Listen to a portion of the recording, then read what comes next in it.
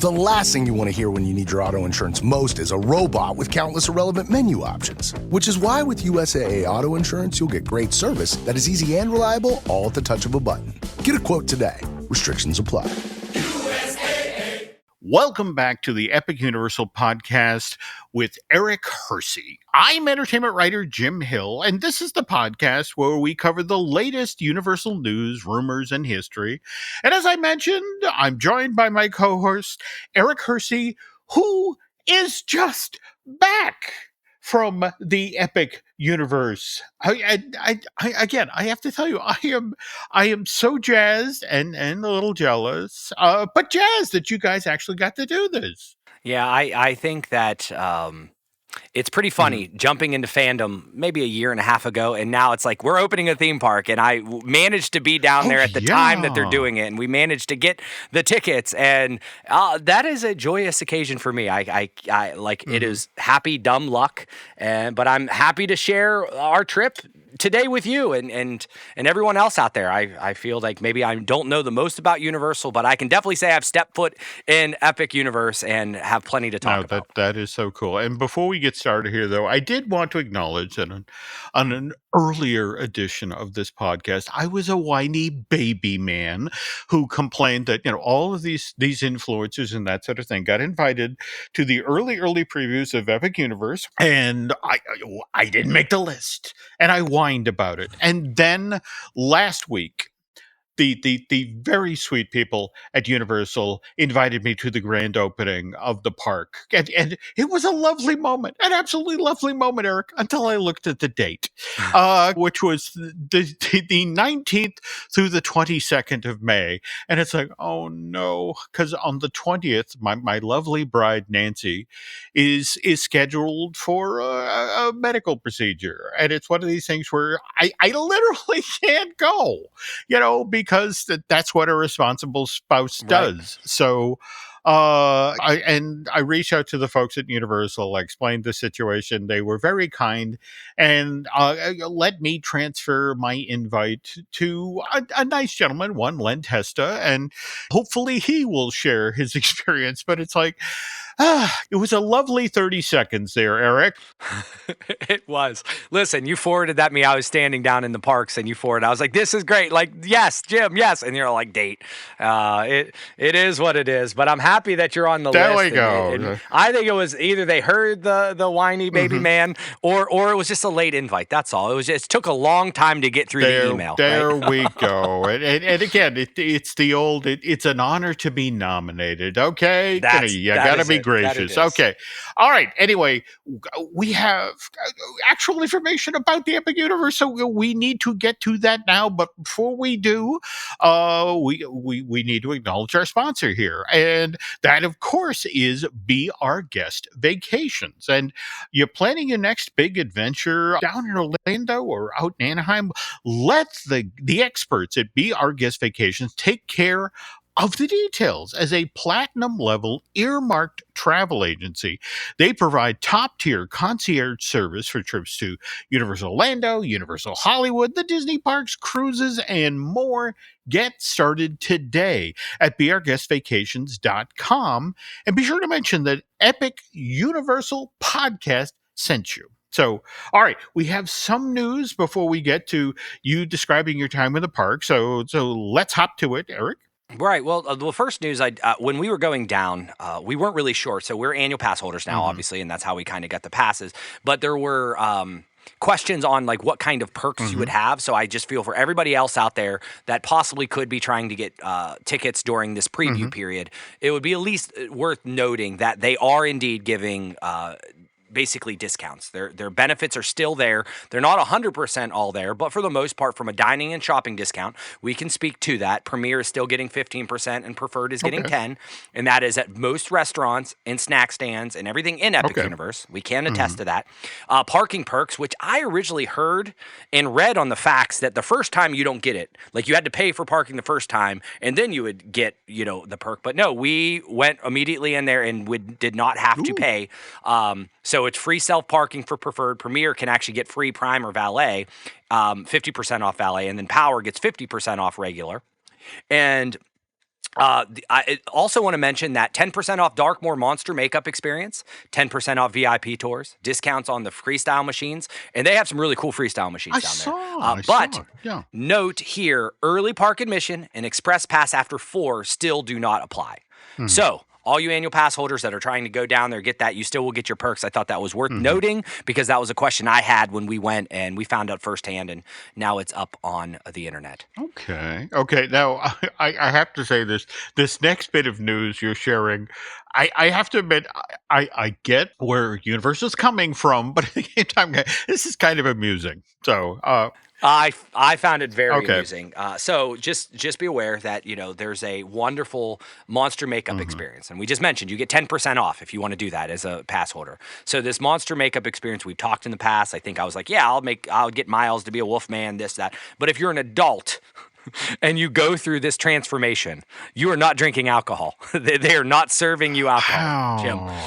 So what do you think? Well, no, I get it. I sincerely get it. If somebody, I mean, you have your monster makeup experience, and then you want an adult beverage, and you walk up to the stand, and they have to look at your ID, and this isn't a photo of a gill man. I am so sorry. Right. If the gentleman who actually is on this idea ever shows up, he can have his swamp juice. But I'm sorry, pal, move along. I mean, I get it. I truly do. But on the other hand, there are people who are going to do this and find out way too late, and then just run to the bathroom and wash off $100 worth of vampire makeup because it's 4:00. I need a beer. I thought the same. I thought it was just super funny. It's like the Gilman actually walks in and he wants to get a drink, and yeah, no luck. Let me see your ID. You have to. So if you want this to work, get the you go to your local DMV with the makeup. Oh well, on. there we go. Right, there. That in and itself, by the way, somewhere out there's a social influencer who went, "Oh, I'm doing that." All right, just be sure to mention us in the video when you post it. That speaking of, I do want to tell you really funny that we were watching a walk around because spoiler free. Like I'm okay to watch the shows now, and Miles was tickled pink because the influencers were out. It was day one. YouTubers were out, and we watched a real quick thing. And you see Miles and Grandma walking by in this YouTuber's video, and Miles went berserk. So that's so cool for Miles. Shout out to Random Land and Justin Scard. We met him, lovely guy in the park, but Miles walked by in his video, and we were watching it last night and went crazy. Yes, YouTubers, go ahead and do that. Internet famous. I love that. Excuse me, YouTube famous. My mistake. That's it. Okay. That's it. But hey, the next story kind of talks a little bit about we're moving coasts, but it talks about cosplay. And it also, and this is where I also heard, same situation. You're not getting alcohol if you decide to paint your face. Did you see what they're allowing over at Universal at FanFest? And more importantly, what are you dressing up as, Jim? I don't know. Just to be clear about the cosplay guidelines. All right, so full and partial face coverings are restricted. Because again, it's an ID situation. Right. Also, no costume weapons. And that's kind of interesting because it's like, okay, so we're gonna have Star Trek at this thing, and is a phaser a weapon? Right. What's the definition here? It says it has to be soft, lightweight, and clearly non-functional. Okay. And no atmospheric effects, so smoke or balloons or oversized costumes. And also your costume has to be ride safe. You don't want, when you're sitting next to the person on the tram, them getting skewered by your lance. And again, we're back to the alcohol thing. And that's an interesting designation. Full vertical face paint. I'm sorry. So if I have horizontal face paint, I think it's just the full face, right? Like, so I guess maybe if you wanted to do, a Batman or something where like half the face, maybe. I'm guessing it's like a full covering, which is weird terminology for say. I would just say full face paint, but hey, let them say vertical. I guess you could have, maybe face paint under the eyes. Okay, but that's it. In fact, we're now moving into your bride's territory. It's a show she and I do together. I want that too, our merch show, because FanFest is going to have its own themed merch. And we were just talking about Star Trek, and there you can. They're going to sell Starfleet jackets. You're going to have Tribble shoulder pads, but this one absolutely kills me, Eric. The SETI eel ear earrings. Do you remember Star Trek II, The Wrath of Khan, when the little thing? Lots of people are going to be mad at me, Jim. I've never seen any Star Trek. No. I've seen the most recent with what Chris Pine years ago. I can't remember much about it, but and maybe a couple of the early ones. But like you guys were talking about the Wrath of Khan, I think maybe on Lucasfilm or maybe on fine tuning, and I was like, I'm like, I really should watch this. I've heard lots of good things, so add it to the list. It's actually a good film. I'm not going to lie. There are Star Trek movies where, again, they use them to break prisoners at Guantanamo. I mean, especially Star Trek: The Motion Picture. Oh God, it's the worst. But no, the Star Trek II: The Wrath of Khan is a good movie. So what is up with these earrings? What are they? In the movie, they actually show these eels that go into your. And again, you got to see this with a full audience, because you hear an entire audience lose its mind. You see an eel slip into somebody's ear, and it then allows them to be mind controlled. And so the fact that somebody in merch was like, "Oh yeah, we have to do these as earrings," it's like, "Oh pal, you are a sick individual." Okay, and I'll take 2. Right, right. Deep cut there. I think the next one I would go after, Back to the Future. They got Marty's vest, rainbow hat, license plate, anniversary collectibles. I'm all for it. I mean, I have to admit that the whole Courthouse Square experience, the thing they're talking up there, sounds amazing. And then, we have some Dungeons and Dragons stuff, a Paladin hoodie, a bag of holding, which there's a really bad high school joke in there somewhere, and I'm not doing it. And then we jump to One Piece, and, we have Luffy and Chopper themed apparel and accessories, and I got to check with Al. It seems like they're still they're still kind of not giving you much information, Jim. They're playing it really, really tight to the chest. They don't want you to know anything, because that could be a lot of stuff. I absolutely. And then, of course, we have our Harry Potter collector one, or Time Turner popcorn bucket. I want to know how that works. And then a Pygmy Puff, a Niffler. These are plush. And then, interesting, Super Nintendo World, which already has. Well, you know this now from having done Epic Universe. I mean, that they have an amazing retail program, but here they're going to have a colorful Yoshi apparel, bags, home goods, and stationery. So, going to be interesting to see what people carry out of this thing. But we kind of breezed over the Dungeons and Dragons stuff. What do you make of this photo of what one will encounter? Well, the Xanathar is I thought you would appreciate this for multiple reasons. And I know we mentioned it early on, way back when we started talking about this, but they are basically allowing you, and they kind of gave a first look. So I grabbed a picture here. So I would go out there and look at this thing. Like we mentioned before, it does look like a combination of Mike Wazowski and his girlfriend. It's like this one eyeball. Okay. So it is a legendary D&D, and what the Beholder is what they call it. Now, granted, my brother is a big D&D guy. He actually had me. I started playing with him last year for the first time. I made him play fantasy football. I had to play D&D. It was a nice even trade. We both lasted about a couple sessions. But this is it's actually like a Jim Henson creature shop. So it's a fully articulated, larger than life animatronic, which I thought it was just going to be a straight up puppet. But look how it is going to be an experience, Jim.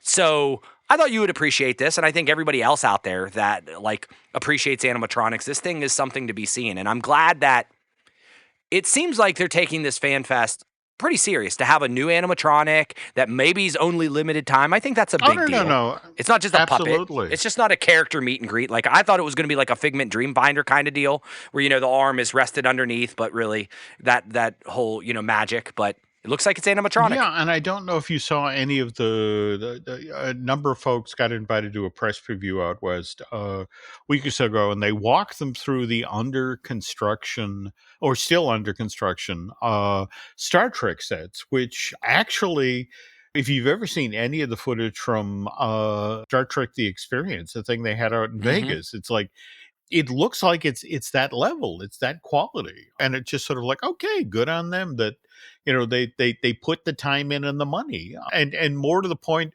we've talked previously about that survey that Universal Orlando did. They seem to be kicking the tires of a version of this event. I wonder if the eyeball guy, they'll fly him back and forth. And more to the point, Right. will he ride in coach? Right. How does it? Yeah. But I thought it was worth everybody go out there, seek that, and maybe they'll have some video online. It would be cool to see. But when you go out there, Jim, you're gonna have to tell me what you think and if this is worth springing to make it go happen. But I think it's one of those things where yes, a lot of this is kind of being dwarfed by the Epic news. It is. But there is a lot to be excited still in all these other regions, and like something like a D&D and a Star Trek and a lot of and Back to the Future, all this is still something to much be excited. So the West Coast, you're getting some fun too. But hey, come join us on the East Coast because I'll tell you, Epic was pretty sweet. And now, speaking of which, folks, we're going to take a quick break here. But when we get back, Eric's going to share his experience. Again, there for the first annual pass holder preview day at Universal Orlando's brand new theme park. But before we do that, this. Hilton brings you new ways to stay, with experiences that let you capture the glory days. Introducing the Graduate Hotels. Each inspired by local college towns, these stays are always original and never boring. Get in touch with traditions all across the country and enjoy a stay that's a class above the rest. Book at Graduate Hotels with Hilton Honors Points at Hilton.com. It's a win-win. Hilton, for the stay. This episode is brought to you by Indeed. When your computer breaks, you don't wait for it to magically start working again. You fix the problem. So why wait to hire the people your company desperately needs? Use Indeed's sponsored jobs to hire top talent fast. And even better, you only pay for results. There's no need to wait. Speed up your hiring with a $75 sponsored job credit at Indeed.com/podcast. Terms and conditions apply. This episode is brought to you by Walmart. New beauty is in bloom at Walmart, and it's all about springtime radiance. From Drybar, Tula Skincare, and hundreds more available online, Walmart has the premium brands you want and this season's on-trend products for flawless, glossy hair and hydrated skin. Big name beauty brands? Check. The things you love? Check. Find trending spring beauty and all you need to look and feel gorgeous at Walmart, on app and online.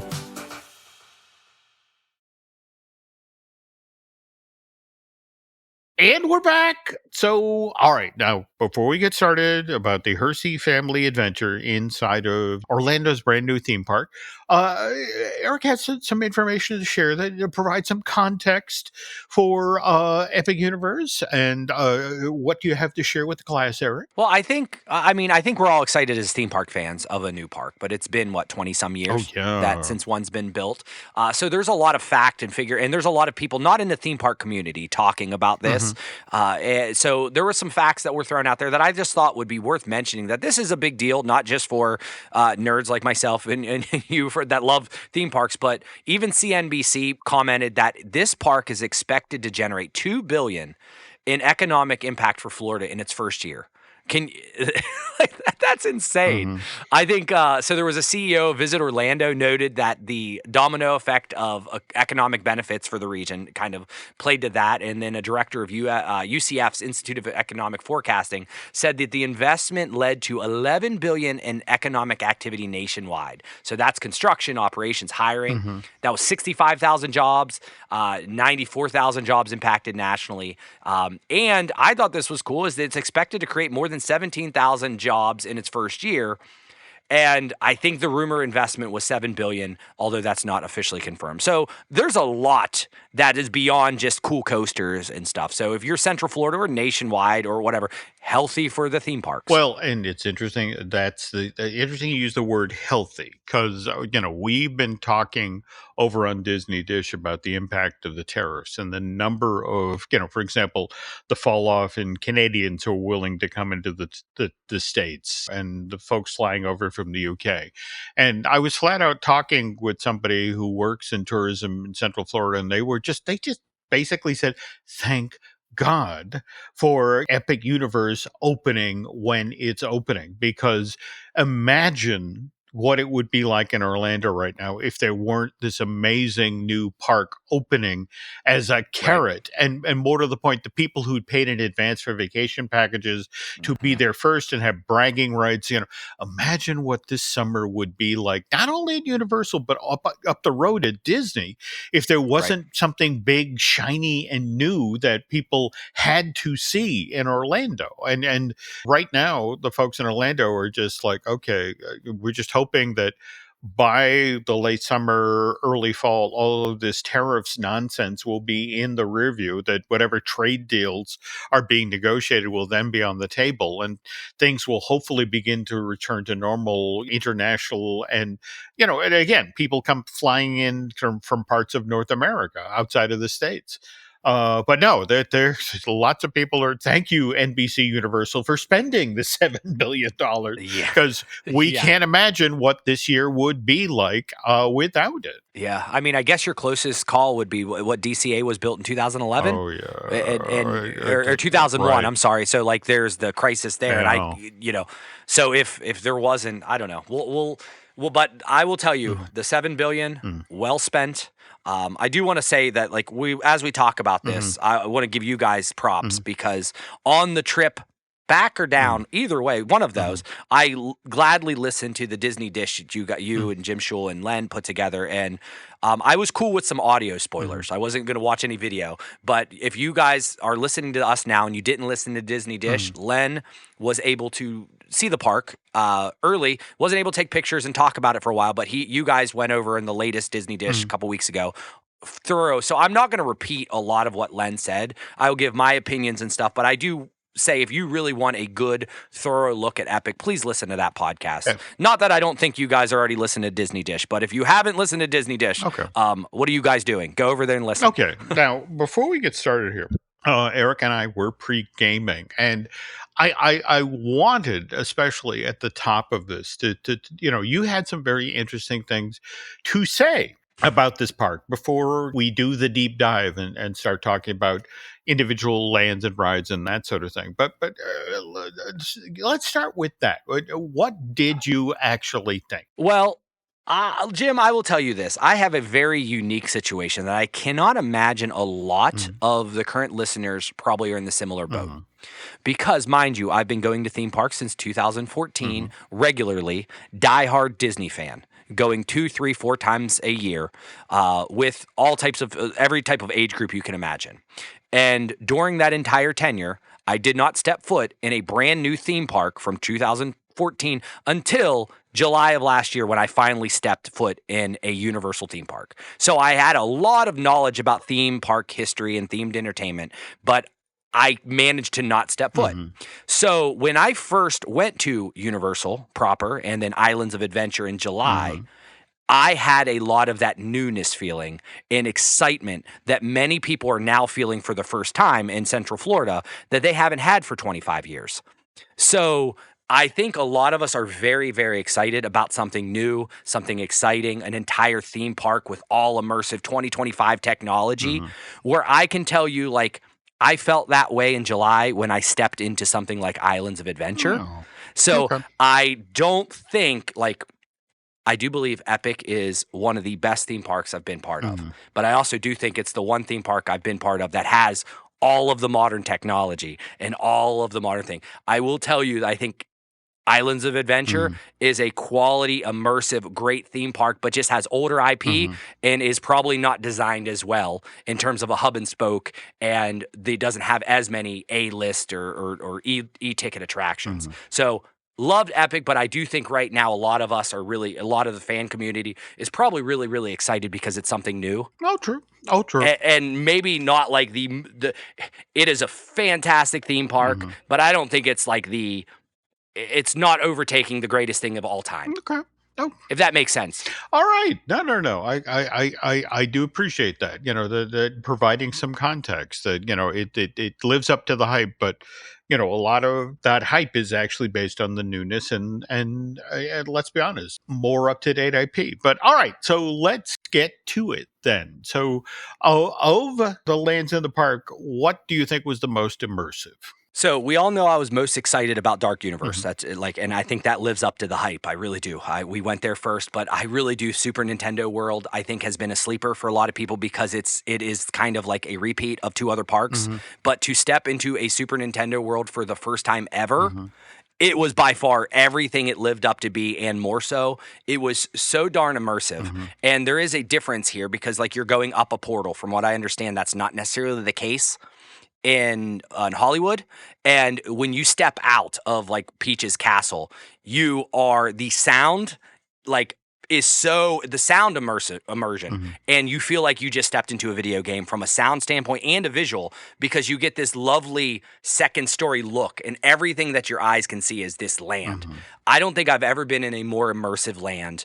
And of course, as a Nintendo kid, like someone who's played Mario entire life, I did not think I would geek out as much as I did there.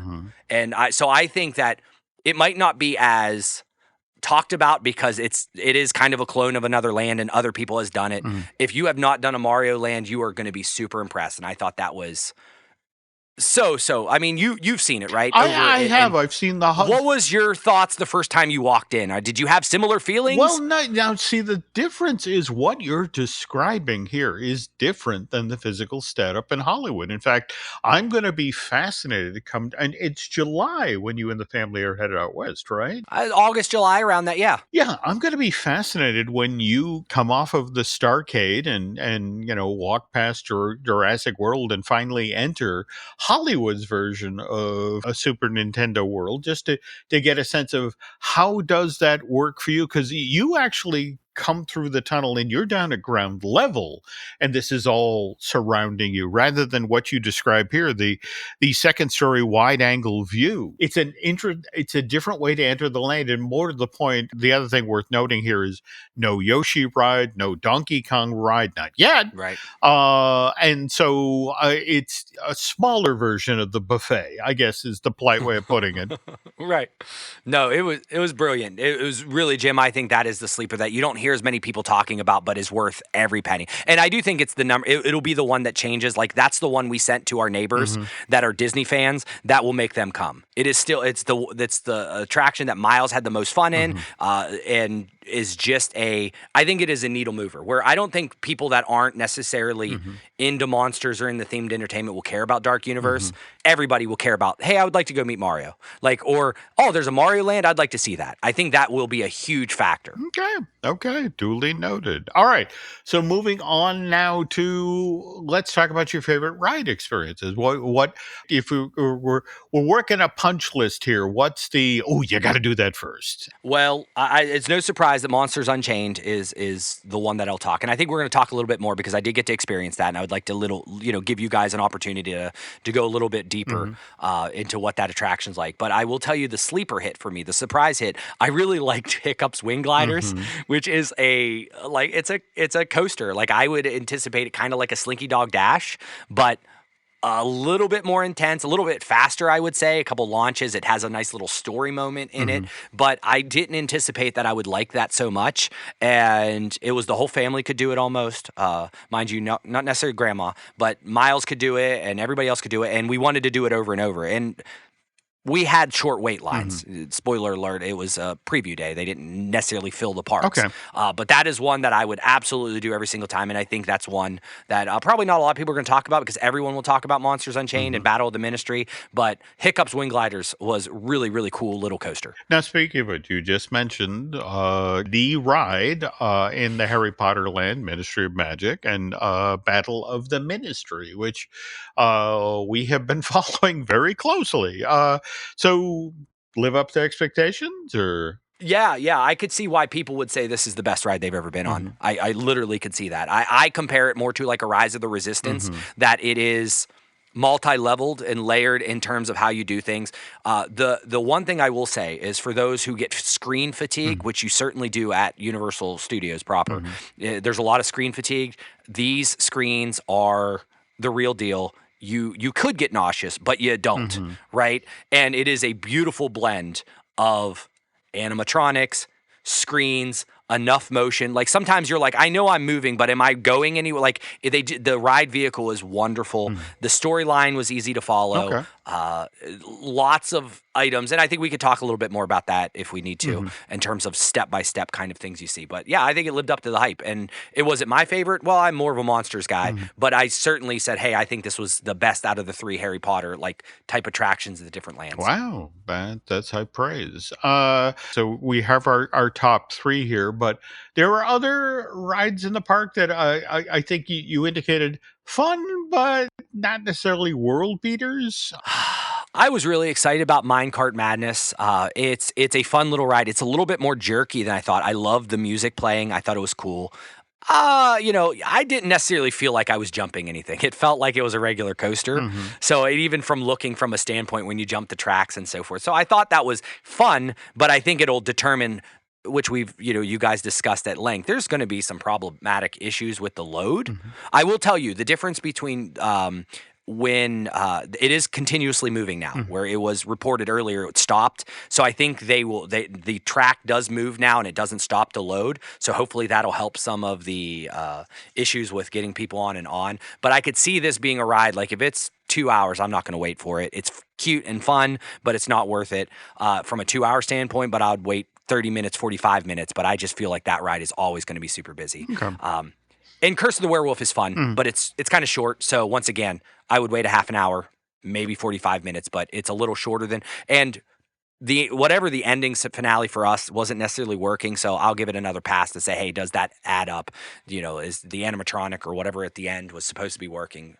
Didn't necessarily work, and this was a technical rehearsal, so there's no complaints out of it. No. Get that. Okay, so we've talked about rides. Now let's move to the best non-ride experiences. So of all the stuff you saw at Epic Universe, what impressed you there? Well, I'm happy, Jim, that we talked about How to Train Your Dragon last year, because if we didn't do a show and do some research, I probably would never watch it. I probably would not have connected to this land as much as I did.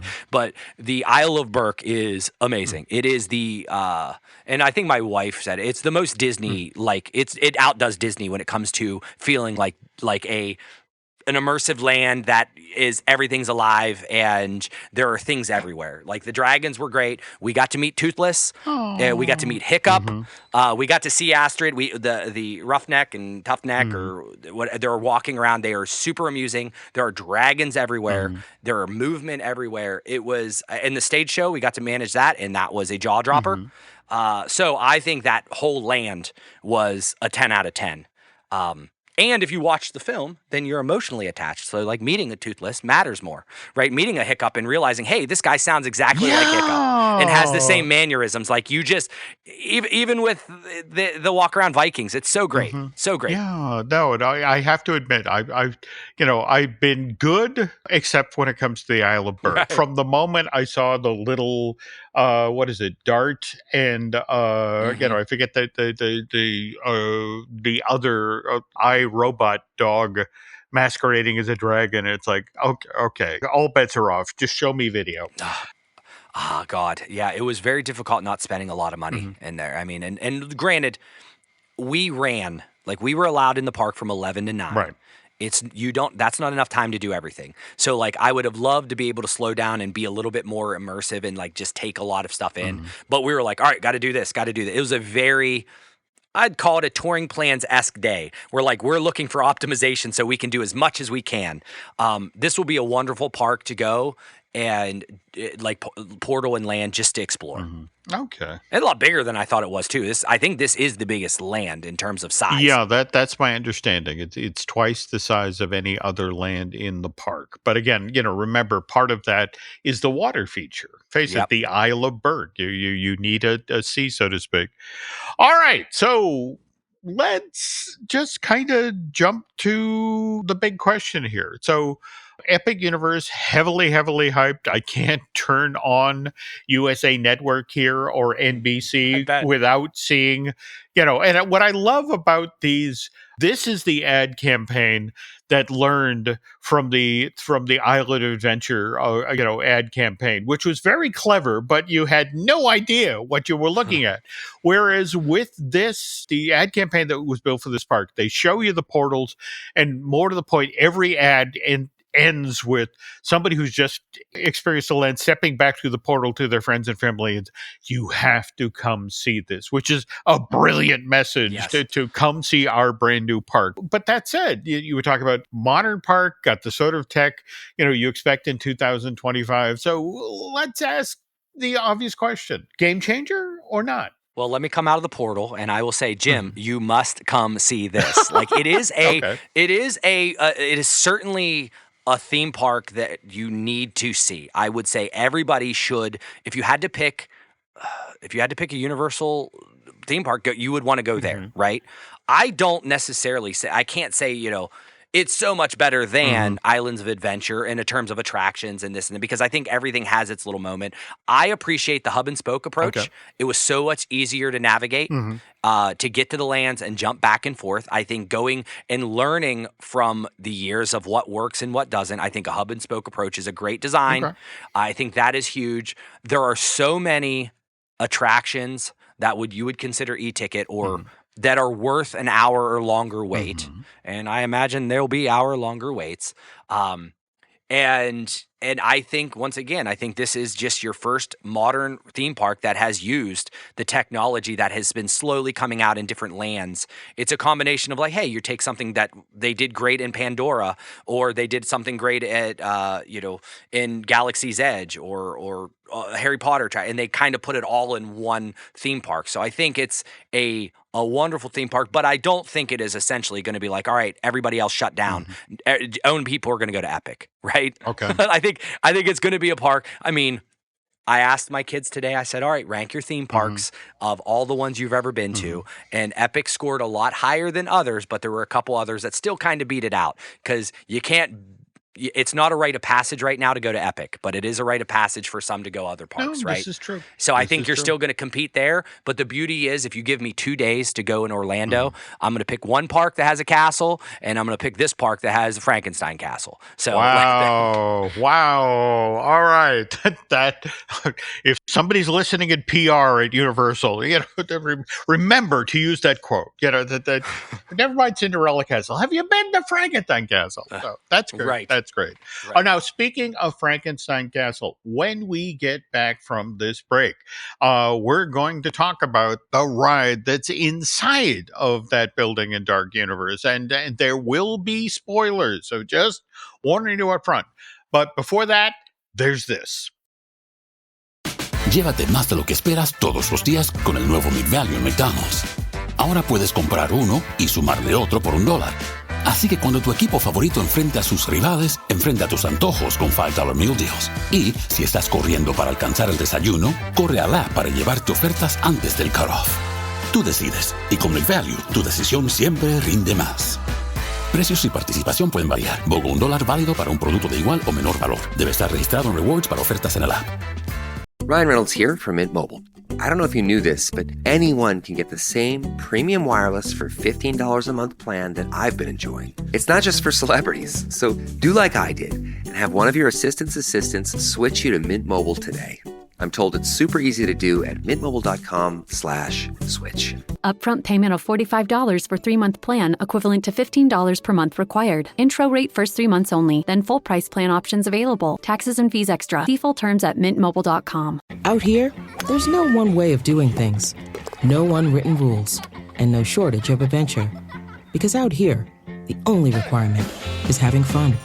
Bank of America invites kids 6 to 18 to golf with us. For a limited time, sign them up for a free 1-year membership, giving them access to discounted tee times at thousands of courses. Learn more at bankofamerica.com/golf with us. What would you like the power to do? Bank of America. Restrictions apply. See BofA.com/golf with us for complete details. Copyright 2025 Bank of America Corporation.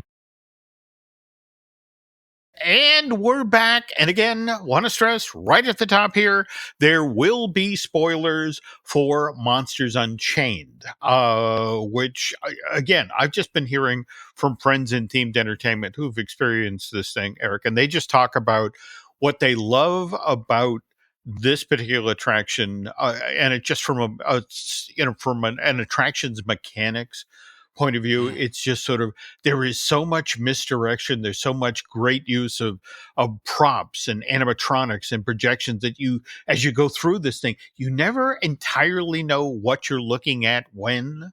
Yeah, Jim, it is. I wouldn't consider it busy, but like you want to go, I would gladly just be like, one more loop, keep me on it, because the fun thing is, it is a wild ride. Okay. But it is, you're on a Kuka arm, right?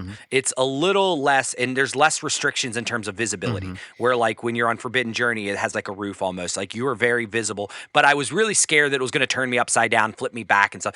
I don't think this is as wild as some would think. And I also don't think there's as many jump scares as one would think. But there's so much going on this attraction, you're not going to catch it all in one trip. You might as well be like, and things come quickly, they go quickly, and it's just amazing how fast these animatronics have to reset because there's a vehicle right next to you. Wow. But it is super impressive, but that's not like the only thing. Like the entire queue in the Frankenstein Manor, and I got to witness I witnessed outside at night, Frankenstein Manor at night, and the bolts of lightning that hit this darn building supposedly, and it dims the lights through the entire land when the energy surges. Genius. Okay. I mean, if there's anything that I say is game changing and level, like this land is genius, and I didn't get to explore as much as I wanted to.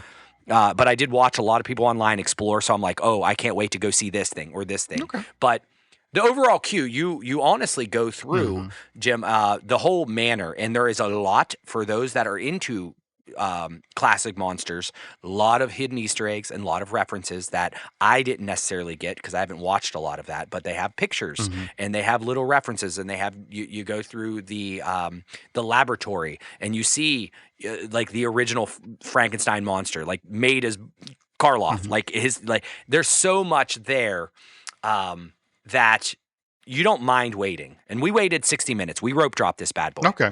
And so I got to stand in every single queue for a long period of time and take pictures of a lot of stuff. But there is, and each room has like a specific monster. The story is Victoria is catching these and so forth. So there's like a Wolfman room and it shows videos and has traps. And then there's the Frankenstein room, which is the laboratory that, what is it, Harry? I can't remember the original Frankenstein doctor. Yeah. Okay. And then there's also, and there's the vampires where they're doing experiments on a bat, and then there's a mummy cocoon. So lots of cool things that you and throughout the entire thing there's pulsing lights and energy surges. So just standing in the queue, if you're not into these types of rides and can't, you just walk through the queue. You'll be impressed. It is super immersive, impressed. Not a detail left untouched. Okay. All right. So, you've made your way through the queue, and of course, it's time now to begin the pre-show. So, who do we encounter in the pre-show? Well, I think this is one of the better pre-shows. This is like the spiel of like almost how the ride vehicle is going to work. They have Igor do it. He takes off a mask, and it is a pretty, a nice CG version of Igor, and he's funny. And this Igor in this land is a funny, charismatic, but he's basically gives you the whole reason why you're doing things, and almost tells you like if you're sick or like this is the vehicle you have. And they actually have a miniature vehicle. To show you how it's going to work. So if there's a chicken exit, where to leave there. But wonderful little pre-show, and I think it's clever how they actually had the character build the story as opposed to a cast member saying, hey, if you're heart prone or whatever the normal spiel is. Okay, but these days, face it, what's interesting about a pre-show is it's also a hold area. And these days, typically, if you look at something like Rise of or Millennium Falcon, Smuggler's Run, you actually get two pre-shows. You get held inside of the Millennium Falcon. They do something similar here, or Right. The second pre-show is even better. The second pre-show is almost the best darn thing. Like, I would say, make it to this. If you're scared, if anybody else is scared, this is when you meet Victoria, and she is an animatronic, but it's different. Like, and I'm in the back, and I can't tell if there's like a face projection as well with the animatronic, but she looks great. But the when you actually see the newest version of the monster, who is huge, absolutely huge, comes out, but flawless motion. Dare I say, the best animatronic I've ever seen. Right, it was just beautiful, and they give you the spiel and they tell you what's happening. And I think you get the Dracula experience where like he comes and crashes the party, and then they kind of send you off into the next room. And this is where you kind of do. They do their lockers are really cool. They all face scan, and I had to do it multiple times, and it worked every single time. So like my fear is like it's not going to work. But this is where you have to put in your bag, and then you essentially go through another little queue before you actually get to the ride experience, which is I would deem it's. If you've been on a moving platform for like Cali River Rapids or probably even Popeyes for that matter, you ever seen those raft rides that are kind of like moving and pushing? Yeah. Okay. I would compare that, but with Forbidden Journey kind of deal. Like that's how you would get on, and it doesn't move, it doesn't stop, and you jump on, and it gets you, and it's fairly. But that's how you start with the attraction, and it gets you moving through. Okay. And then you're off to the races. Okay. So what is the ride experience for Monsters Unchained? Firstly, I want to tell you, it felt long enough to be worth a wait. Oh. Like, you know, when you wait an hour, you're like, how long is it going to be? Like, and I know I get off Tron and I'm disappointed most of the time because I'm like, oh, it was really quick and I just waited 75 minutes. I waited an hour. Now, granted, everything was new and I was really taking but this, I mean, I would venture to say this is at least 7 to 10 minutes. It felt like, I mean, I haven't really timed it, but it seemed really long.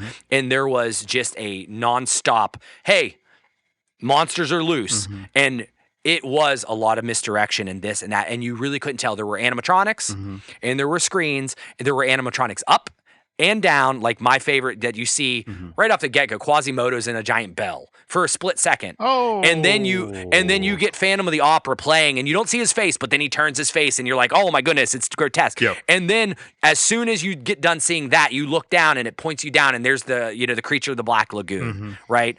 And then, so you kind of get introduced to all these, and there's a moment where the Wolfman's on top of you and swiping down, and then he goes over to the next scene and he's swiping over you from the left. It is just, and then you have Victoria going through and she's shooting these like Dracula's brides, and you really couldn't tell sometimes if it's a screen, and it was a beautiful mixture of screen and animatronics.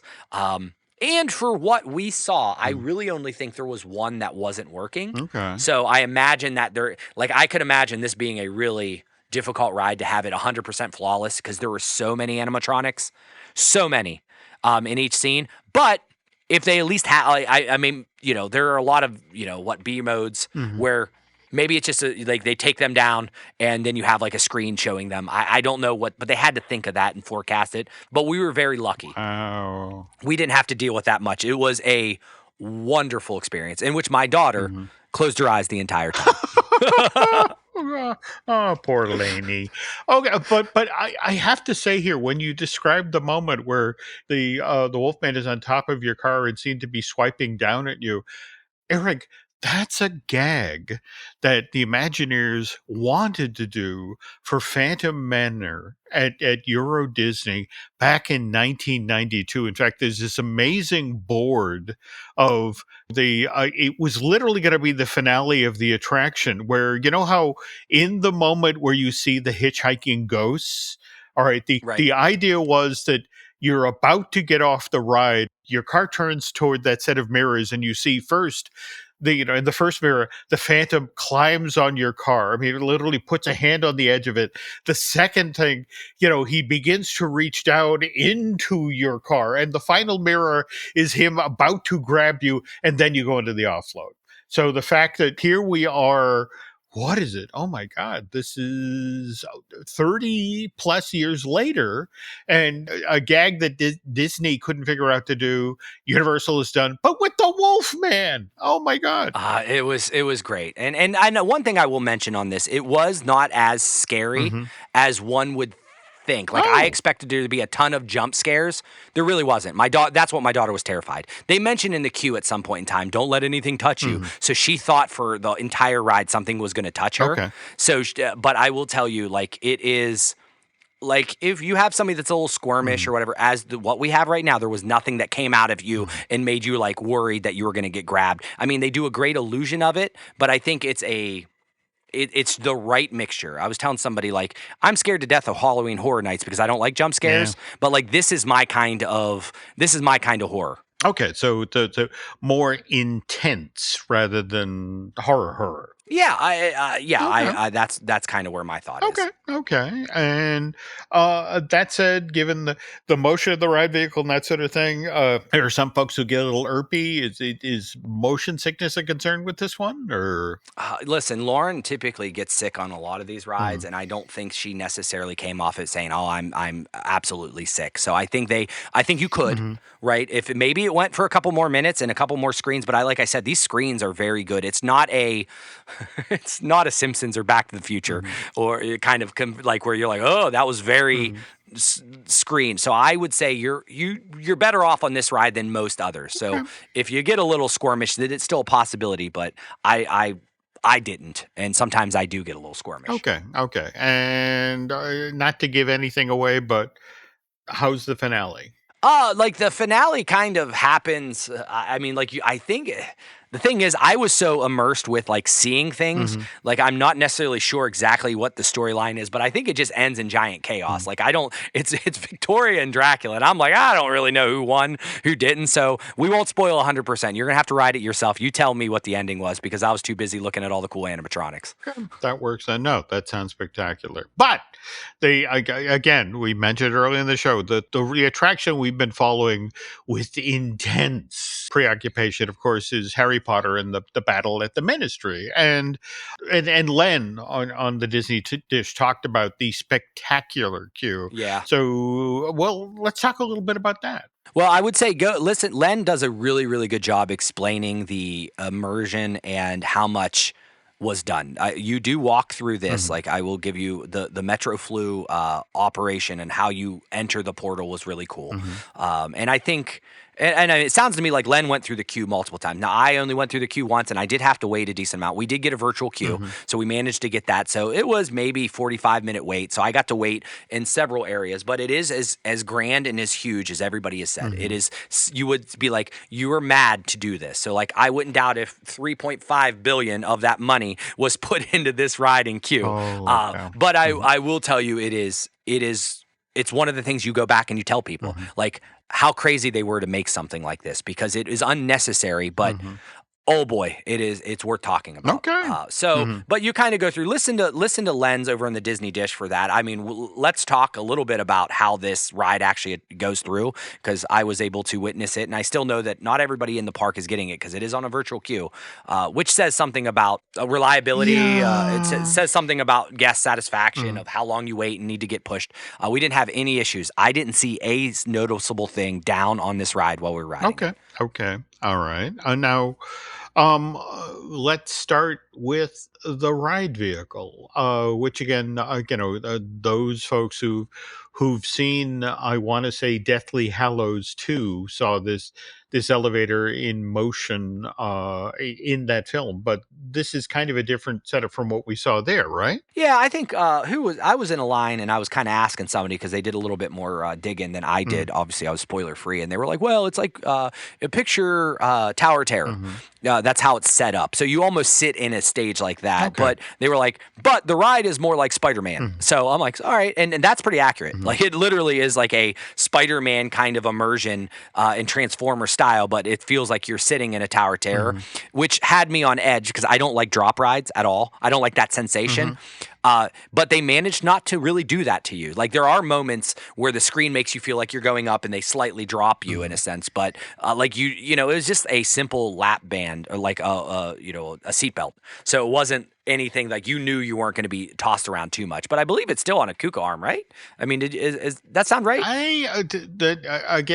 I'm been trying deliberately not to learn too much about the ride vehicle so I can experience it, cold. Right. But anyway, all right. So, but all right, the smooth and multiple layer story like Rise of the Resistance, correct? Or yeah. Like it is very much in a lot of things Rise of the Resistance because there are moments. I mean, the whole story is that you're going to go see what Umbridge is on trial, and there is a lot. You essentially do screens, and if you're familiar with the movies and Ministry of Magic, you go through the elevators. So there's screens that make you go feel like you're going up, and you really can't tell if you're actually moving. It is that good. Like I would have said, yeah, I'm definitely going up several stories, and then when you go down, you feel like I'm definitely going down, and those are all screen based. But then you immediately move over to different screens where it's funny. Lauren was like, "That's a real person, right?" That's how good the animatronic of the Death Eater was. Wow. She's like, "That's an actor, right?" And I'm like, "No, that is a amazing animatronic." And you kind of see that through the whole process. Is amazing screen technology that doesn't necessarily get you a little queasy. I think towards the end, this one's a little bit more queasy than Monsters, but it is a perfect blend. And you really can't tell. You really do feel like you're moving up and down in different stories throughout the entire. I would have told you that we started on a top floor and by the end we were on a bottom floor. And I don't think we did. Like I'm almost convinced like this apparatus makes you really do feel like you're going up and down stories of the building. And you and you don't. You're probably just going in a circle or whatever. So there are, you get to see animatronics of the Death Eaters. I think you get to see Harry and Hermione all like in some type of animatronic form. And I'm very curious on how this was all filmed because I mean they look of the age. So I'm very curious at how they get this footage and how they got them to do all this. I think in the long run we need to figure that out. Okay. But the whole process to kind of skip through, and I don't want to necessarily go room by room by room. I will tell you there were a couple things that were really cool. Is when they get to the Department of Magical Creatures. Now, I have not seen these films yet. I ran out of time. Okay. But there is a Oropent. It's a giant rhino. Yes, it is. Okay, is that right? Yep. And in the first Fantastic Beasts film, we saw that thing loose in Central Park. So well, guess what, Jim? And I know I hate to spoil this for you, but for all those that there was a warning, you included. They don't just give you the screen-based. You turn a corner and you see that bad boy as an animatronic. Oh, wow. Okay. So, I mean, that is the awe moment of like, holy crap, like, what are they doing here? And then, I mean, so the entire ride was... I mean, it was a lot of scenes. Once again, it was a longer ride. It was like I wouldn't have felt bad to wait an hour for this. And I would wait. And like I told you guys earlier, I think it's the best out of the three, when it comes to Gringotts or Forbidden. I think this is the one that I'll be like, absolutely going to wait for this. It was so seamless and such great technology and a good story too. You could follow it. You understood what was going on. Okay. You might not know the time, whatever they call it, like what that's all about, but you understood she's trying to escape and there's chaos that ensues. Okay. Okay.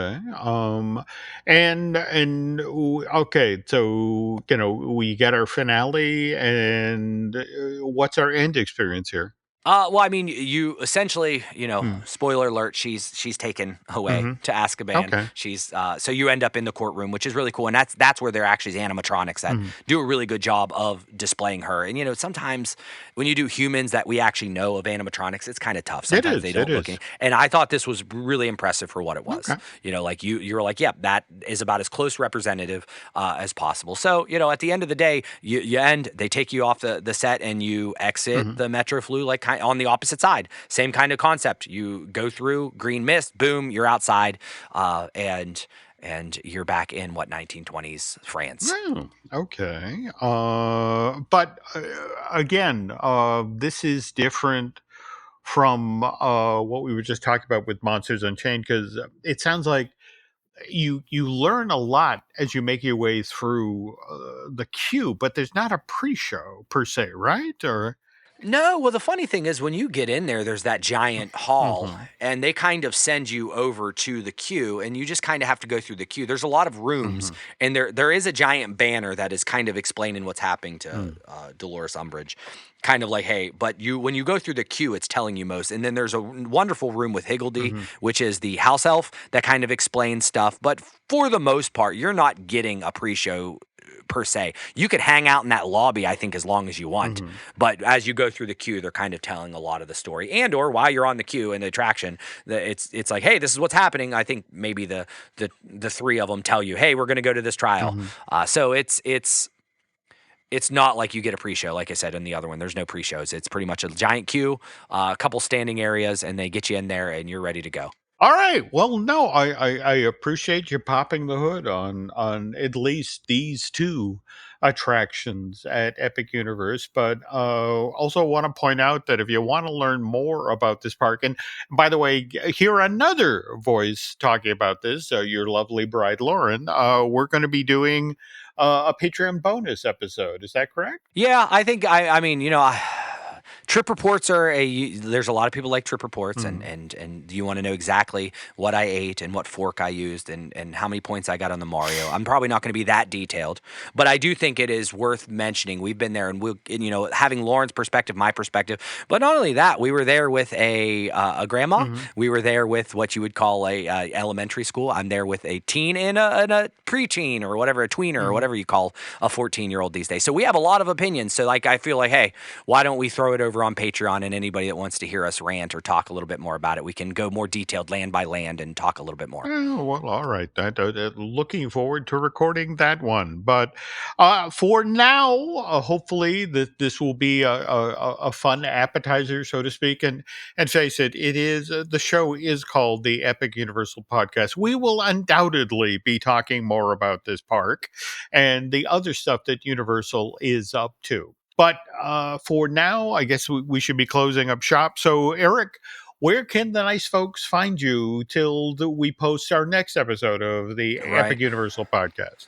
Well, if you were following me this week, you saw a lot of the cool pictures that I was sharing from Epic. So you can follow me over at Eric Hersey on Instagram and X. I also will throw in some comments here and there too. What about you, Jim? As always, you can follow me over on X and Instagram as Jim Hill Media, and over on Facebook as Jim Hill Media News. And all right, that's going to wrap it up for today, folks. Thanks so much for listening, and stick around to find out what's coming up this month over on the Jim Hill Media Podcast Network. Thanks for listening to today's episode, and if you like what you heard, head on over to Apple Podcasts and give us a review.